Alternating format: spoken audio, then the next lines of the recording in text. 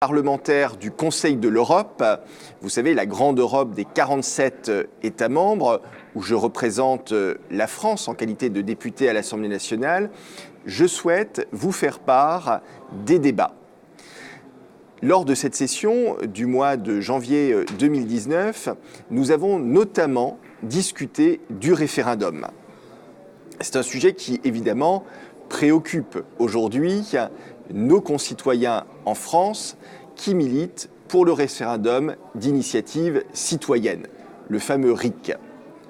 Vous le savez, je suis favorable au référendum et notamment au référendum d'initiative citoyenne que j'ai eu l'occasion de défendre ici, dans l'hémicycle de l'Assemblée parlementaire du Conseil de l'Europe à Strasbourg.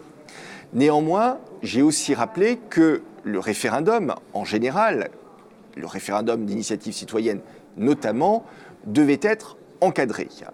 Il doit au minimum y avoir 3 garanties qui doivent accompagner ce référendum.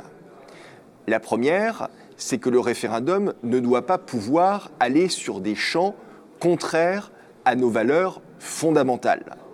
En effet, on ne pourrait, même au nom de la souveraineté nationale ou populaire, revenir sur le socle de valeurs fondamentales qui fondent notre nation et même notre continent, l'Europe.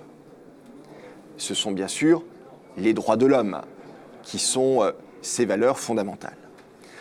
Deuxième limite, le référendum doit être encadré financièrement. En effet, on ne pourrait justifier, au nom de l'équilibre démocratique, que des sommes puissent être investies sans limite pour faire campagne.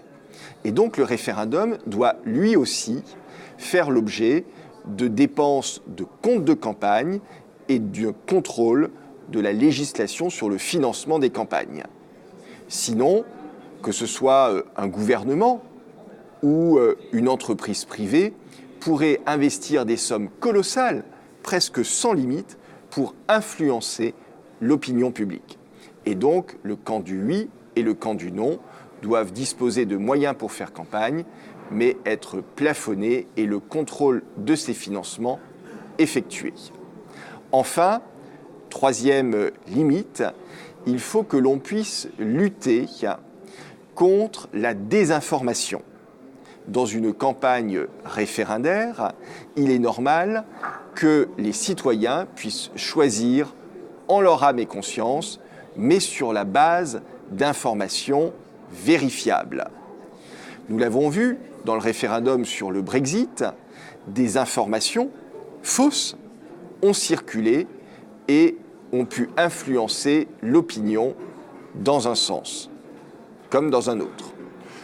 Au titre de ces informations fausses, par exemple, circuler de la part de personnes respectables, le fait que chaque jour, le gouvernement pourrait réinvestir près de 400 millions d'euros pour la santé s'il ne les donnait pas à l'Union européenne. Ceux qui avaient fait circuler ces fausses informations, qui avaient beaucoup influencé d'ailleurs le peuple britannique dans sa décision, ont d'ailleurs rappelé, quelques jours après le référendum, que c'était bidon et qu'évidemment, jamais, si l'Union européenne n'existait plus avec le Royaume-Uni, 400 millions seraient réinvestis dans la santé des Britanniques. On voit bien que nous sommes là face à des enjeux essentiels. Parce que si l'on raconte n'importe quoi, d'abord, l'électeur ne saura plus à qui faire confiance, et en plus, nous pourrions faire des choix qui seraient ensuite destructeurs pour nos propres pays. Voilà donc les principes qui me semblent devoir encadrer le référendum.